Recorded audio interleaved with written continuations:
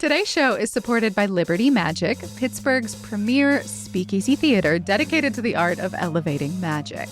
This time they are presenting David Williamson in Ridiculous, a family-friendly show where magic and comedy collide. David's signature magic is filled with jaw-dropping illusions and a very distinct sense of humor. Yes, he is a magician, but he's also been called a clown and even an anarchist. So get ready for a show with a lot of laughter. Ridiculous runs from April 2nd to May 3rd. Get your tickets at trustarts.org/magic before they disappear.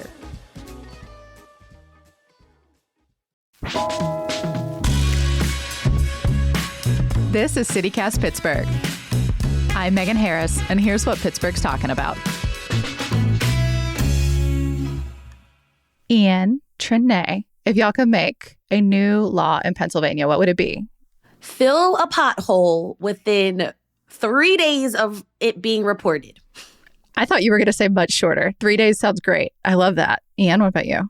Yeah, I mean, mine is unfortunately serious. I would like to see the state's public records law greatly expanded to make it much easier for reporters to get documents from the government. I didn't think anything was going to beat Trinae's, but Ian, I think you did it. Yeah, you totally I want that did. too. I'm here with Trinae Nari, host of CityCast Philly. Hi, Trinae. Hey. And Ian Carble, government reporter for the Pennsylvania Capital Star. Hi, Ian. Thank you for setting the site so high. Yeah, thanks for having me on. So we're going to talk today about some bills that have recently passed the House that would do things like raise the minimum wage, require employers to provide paid family and medical leave, and whether there's any chance any of this stuff is ever going to become law. But they have to make it through the Senate and the governor before all that. So we're going to break down some of these bills. But first, though, how are the relations between the House and the Senate right now? Because this is also a high-stakes election year. It's contentious. I mean, you have Republicans who control the Senate, Democrats who control the House. They pass a lot of bills over to one another that they know are probably not going to pass with the other. But, they are able to reach compromises. Sometimes that can take a really long time. I'm sure in Philadelphia, you remember, everything that happened with transit funding. There was the budget last year that took forever to pass. But I wouldn't call it a full breakdown either. I think both parties do work with each other to some degree and, have passed some pretty big things in the last few years. Ian, I'm going to tease you a little bit because transit funding affects all 67 counties, not just over there in Philly. Mm-hmm. This is the third time in the past 4 years that the House has passed a bill to raise Pennsylvania's minimum wage. It's so low. It matches the federal minimum. Is there a reason for people to believe that it's going to be better this time around? I'm not sure I see anything that's majorly different this time. And I think maybe the best way to look at that is, there is some Republican support for passing a minimum wage in the Senate. Mainly that comes down to a senator named Dan Laughlin, who's been very vocal about it. He's also supported some other Democrat-backed proposals like legal cannabis. And, last year, Democrats passed what they saw as a compromise. It would bring the minimum wage to $15 in most of the state, but in some of the smaller rural counties, I think it would raise it to only $12. Right. And then he came in and said, if that can't even pass here, I'll introduce a bill that will raise it to $11. And that didn't pass either. And so now you have House Democrats passing a bill that is $15 an hour minimum wage that will gradually raise the minimum wage. So I think It jumps to $11 an hour in 2027, $13 an hour in 2028, and then $15 an hour in 2029, where thereafter it will go up based on the cost of living index. And so if those other bills couldn't pass, I'm not sure this one can. I mean, why didn't they? Yeah, I mean, so opponents of raising the minimum wage will say things like, look, these minimum wage jobs, the people they're really for are high schoolers, kids who are in college, and they're a good way for small businesses and employers to fill positions where they can, ethically pay someone less they're not supporting a family. And, I think they would say that that's what this bill is eliminating, that it will harm particularly small businesses. Jobs may leave Pennsylvania and go to other states that have a lower minimum wage. And that's really where it gets stuck. I mean, on the technical level, I think it's more that it doesn't have the support of the leadership of the Republican caucus in the Senate. And, the Senate majority leader more or less has control over what bills ultimately come to a vote on the floor. Okay, so basically, it's still been 20 years since PA adjusted its minimum wage, but the other states around us have already done it. So what is taking so long for us to follow suit? Yeah, I mean, that's a great question, honestly. I'm not sure why a state like West Virginia, which is entirely controlled by Republicans, was able to pass at least some kind of minimum wage that's higher than the federal minimum, and Pennsylvania isn't. But yeah, every other state around us has a higher minimum wage. I think New York, New Jersey, Delaware, and Maryland, theirs are all at $15 an hour already. What aren't people agreeing on? Like, what is the holdup? I mean, I think the thing people aren't agreeing on, it's just, should we do this? Trinae and I both blinked. I'm sorry, what? Like the price of eggs, the price of gas. Like now those are some, other factors will, contribute to those rising costs. But come on. Yeah, I mean, is it that some lawmakers truly only believe that we're limiting 15-year-olds, 17-year-olds in this scenario? Because that's just not true. We have the data. We know how many grown working people with families are trying to support them on these kinds of minimum wages. I can only go off of what lawmakers say. And the big arguments that have come off are, hey, these jobs are for kids. They are for people entering the workforce. They are not made for supporting families. And they would say few, if any, people. They're not made for it, but they still are to some extent. Right. Well, they would argue that by and large, they are not. And then the other thing that you hear a lot is that, it will have a particularly negative impact on tipped workers. If you raise the minimum wage, restaurants may have to up their prices. If they up their prices, people may not tip as much, especially if they know their server is making $15 an hour. And that has been a very consistent argument. And am I remembering right, though, wasn't there at some point in the last few years a proposal to change the tipped wage too? They could address that through policy as well, right? So I actually don't know off the top of my head what the previous bills would have done for the tipped wage. But this current bill is just a flat increase of the minimum wage. Got it. But theoretically, it's possible, yes. Okay, so you talked a little bit about the arguments against an increase. You also reported a group lobbying pretty hard against this bill. But why are they making so much noise about it? And this year, why right now? Yeah, so the why right now is because the House just passed this bill. There's something to fight against? Yeah, and they haven't just done this in Pennsylvania. They have done this in states all over the country. It is sort of one of their main reasons for existing. But why do they care? Okay, so I think first maybe breaking down who this group is. And so there's two different and very related groups to keep in mind. Now, to just talk about my personal experience and sort of why I started reporting on this, as soon as the House passed this bill, I got an email from a group called the Employment Policies Institute.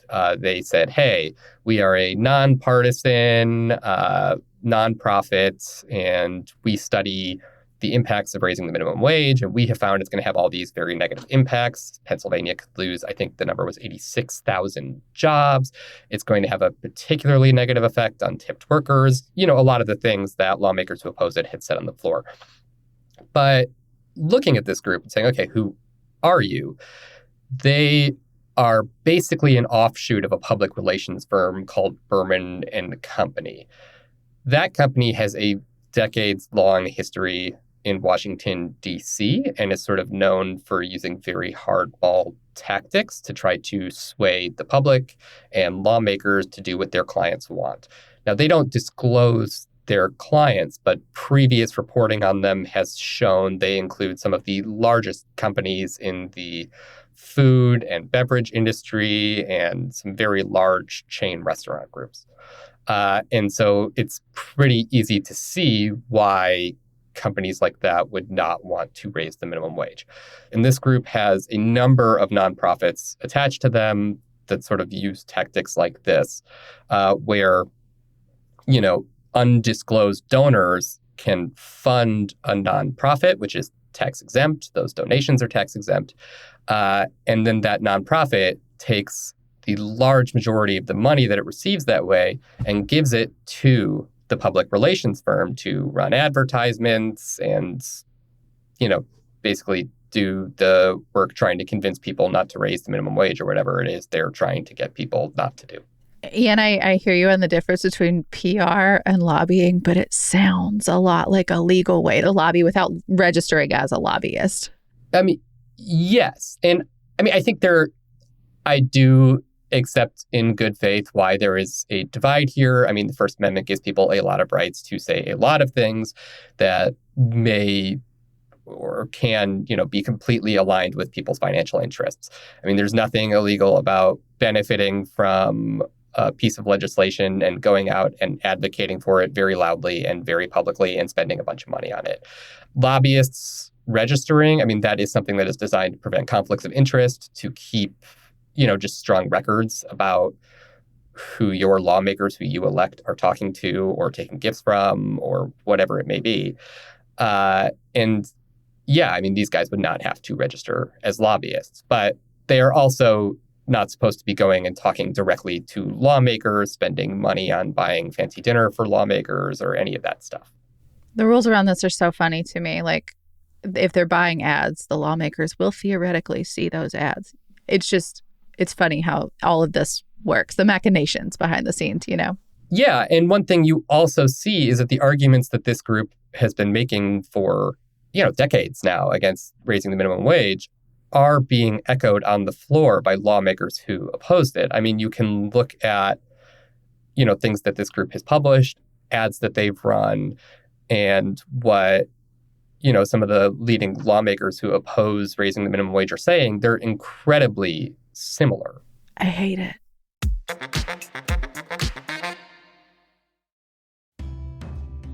Today's episode is supported by Clearview Federal Credit Union. I actually just made a new bank account with Clearview, and the process was so easy.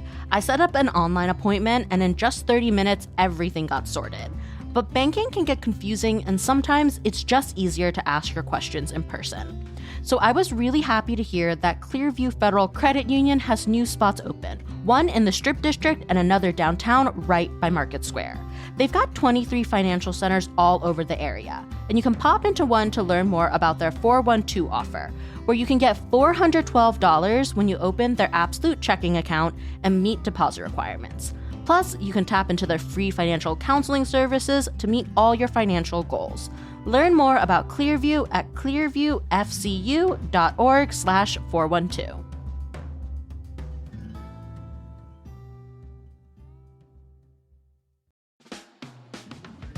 Today's show is brought to you by City Theater and their production of Hedwig and the Angry Inch.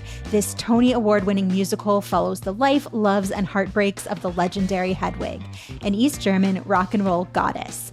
I have been meaning to see this musical forever. I know it's got a huge cult following, but the last time City Theater put on the show was in 2003. So I am very thrilled they're reviving it. It's exciting for people like me who get to check it out for the very first time, and all the so-called heads out there who will now get a chance to re-experience the show right here in Pittsburgh. Hedwig and the Angry Inch is running from May 12th to June 7th at the Greer Cabaret downtown, and it's being presented in partnership with the Pittsburgh Cultural Trust. You do not want to miss this beloved, fierce, and energetic show. Tickets available at citytheatercompany.org.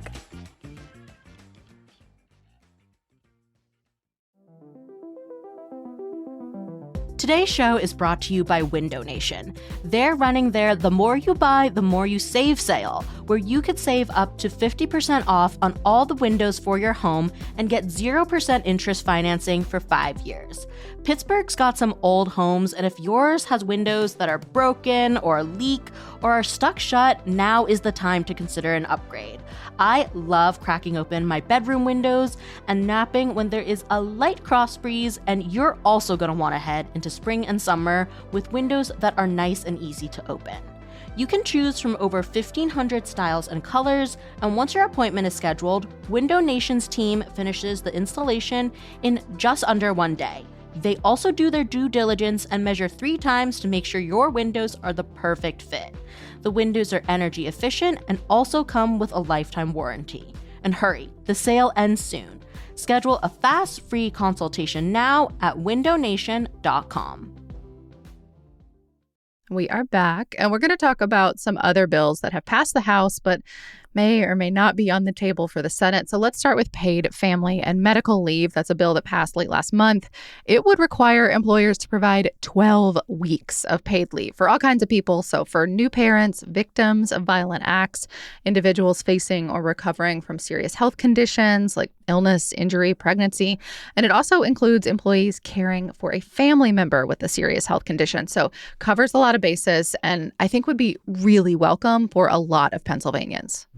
Yeah, so this one's interesting in that I think, if I had to make a bet on one of these bills passing, it would be paid family and medical leave. I think it has a better chance in the Senate than raising the minimum wage does.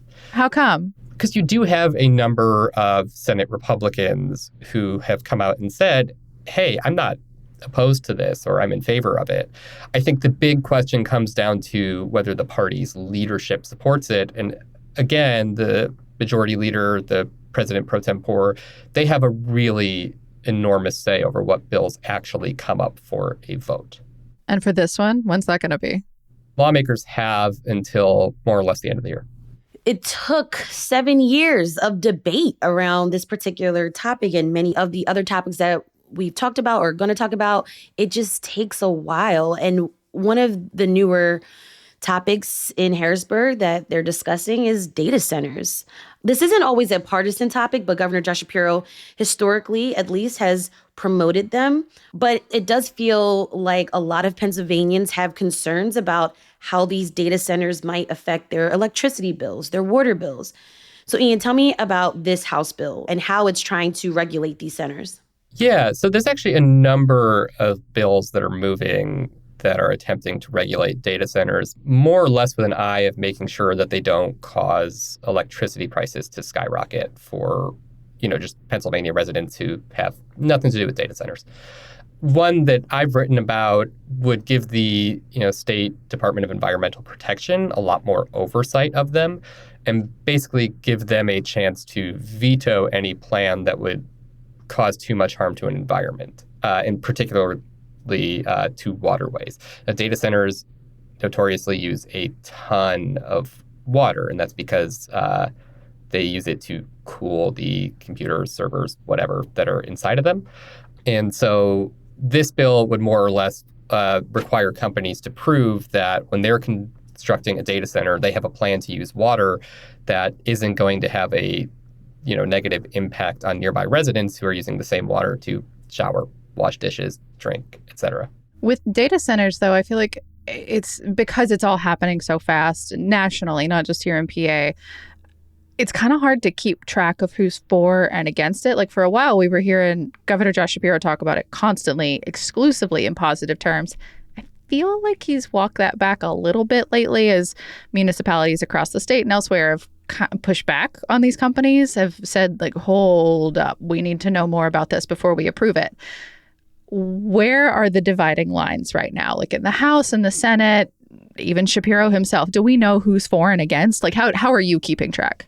So the lines are really complicated and shifting really fast. And, one thing with Josh Shapiro is, he's been pretty clear that he wants Pennsylvania to be a place that companies move to. And that can mean building data centers here. But he has at the same time said that he wants to do that without raising people's power bills, because that is really one of the places where people start to push back against this is you have, why are my electricity prices going up? And hold on, what impact is this having on the environment around me? Whether that's, your access to water, whether that's, there's been studies showing that, data centers can have impacts on, temperatures in surrounding areas. people want the benefits of it without having those negative impacts. And so Governor Shapiro has made proposals like, hey, if you're going to come to Pennsylvania with a data center, awesome, great, we'll take the jobs associated with that, but you better come up with a way to provide power to it that isn't going to impact ratepayers here. And that's where you see things like, Microsoft making a deal to reopen 3 Mile Island, which will more or less power their data centers.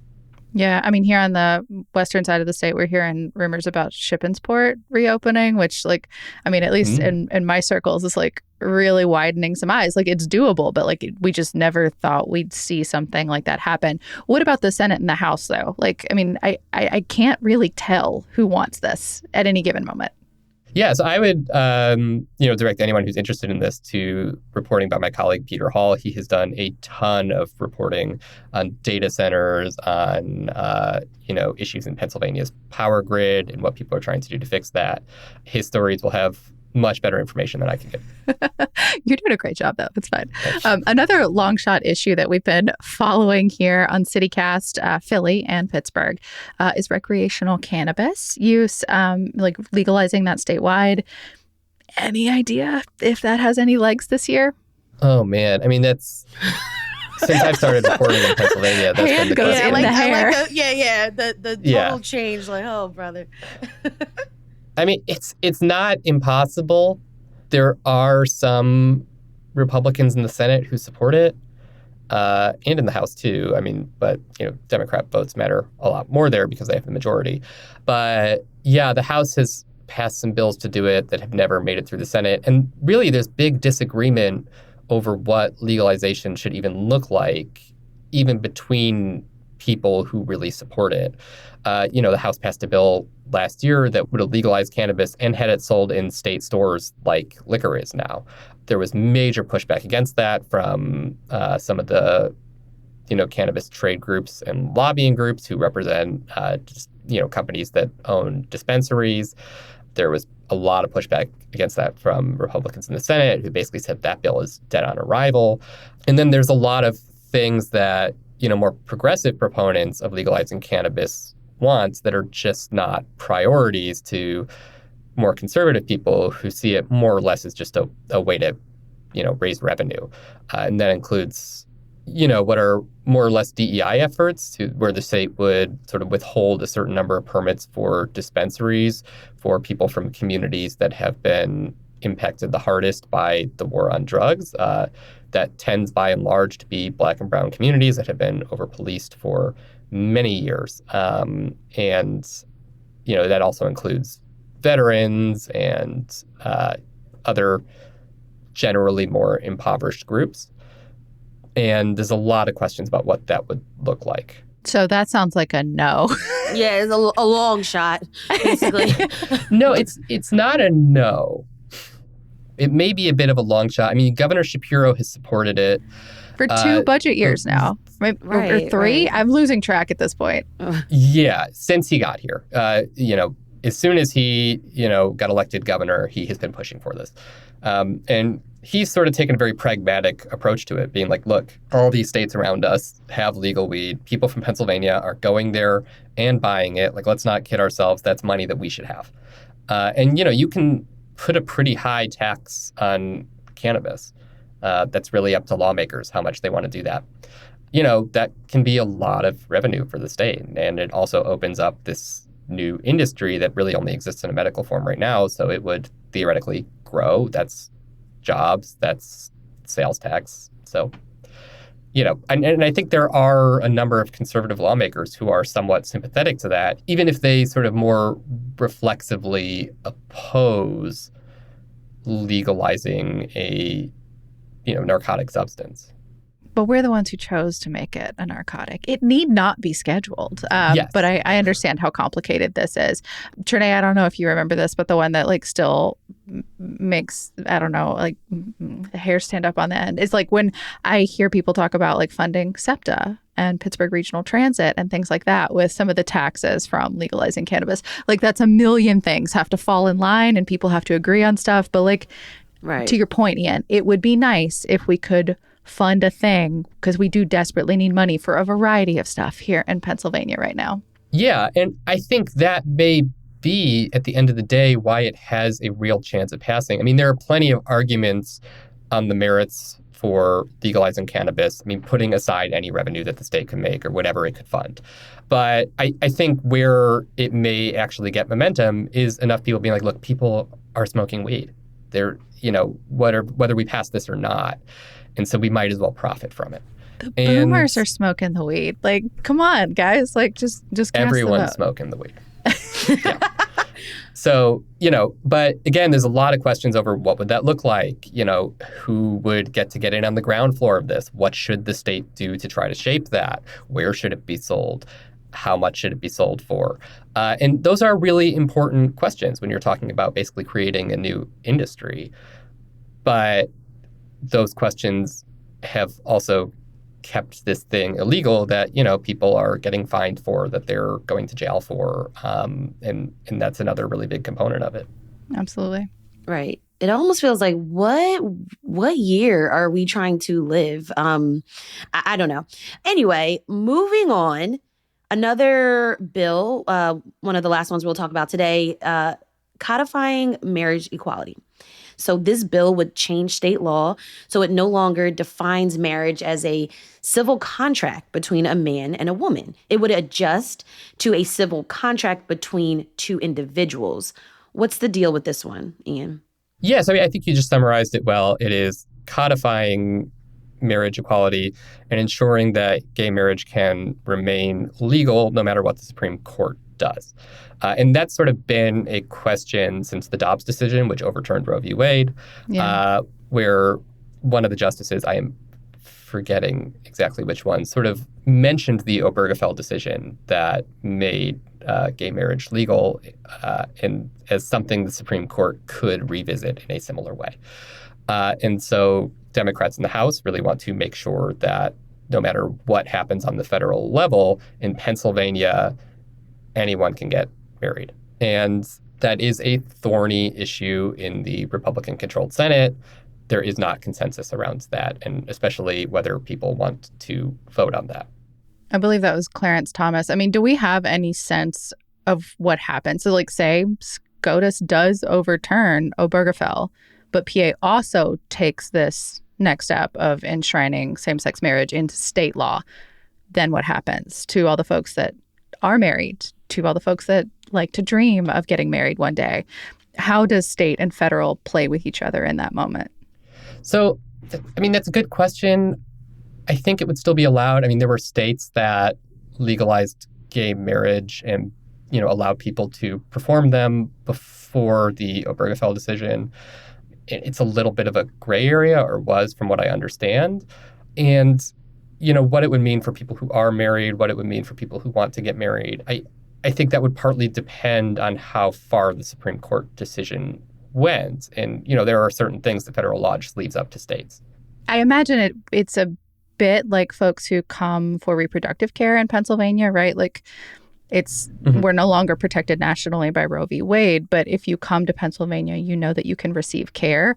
But the question sometimes is, well, where was the care arranged? Where are you a resident of? Is there something in that other state that prohibits traveling for medical care? It's just so messy. So to apply that to marriage, where is your marriage certificate from? Is it a Pennsylvania county or is it somewhere else? I can just, once again, I hate it. I hate this. I hate that I'm even asking these questions. Yeah. And those are really good questions and ones that I would like to do more reporting on.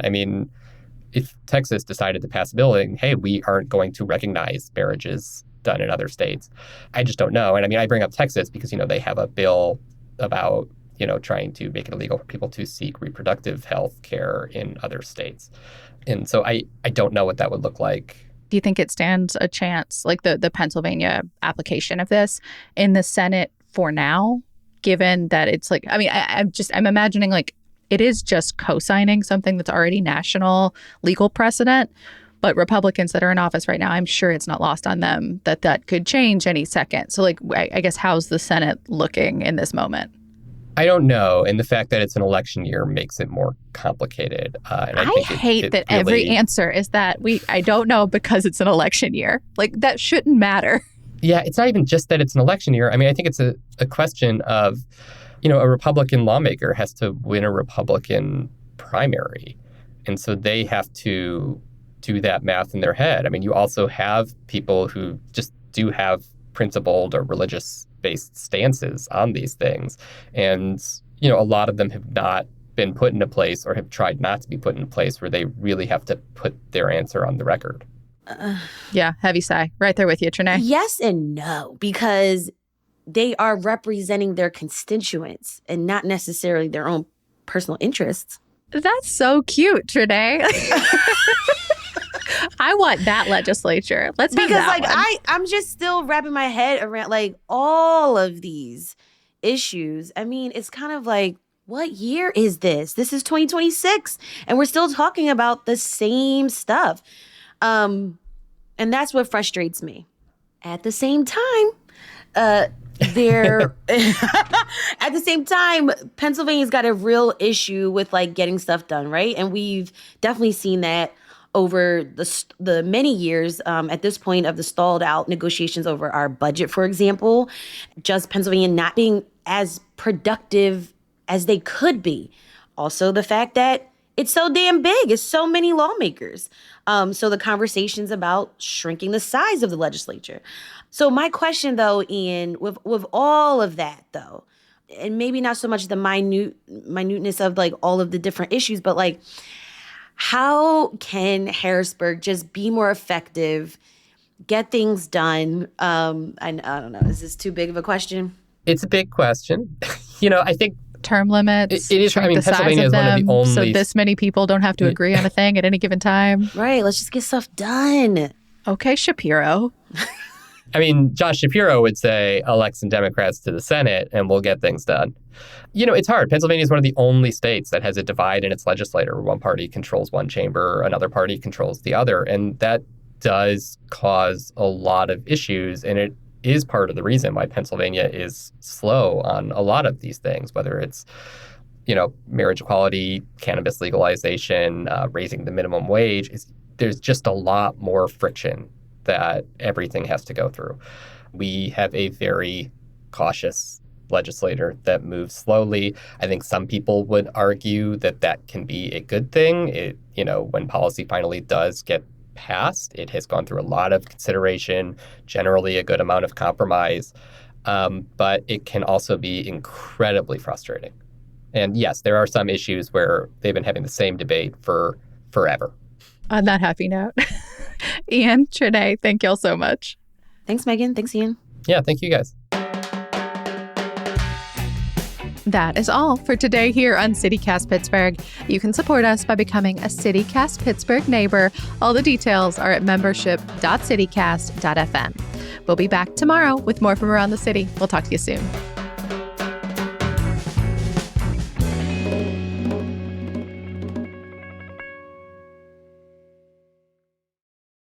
I will say in the 2.5 years that I've been reporting on the State House here, there have been a surprising number, or maybe a small number, which is still surprising, of, some big compromises they've been able to make.